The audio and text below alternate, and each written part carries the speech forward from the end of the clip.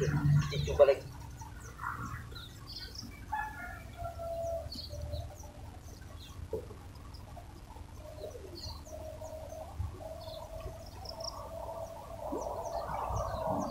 Makan dah. Yes. Masak.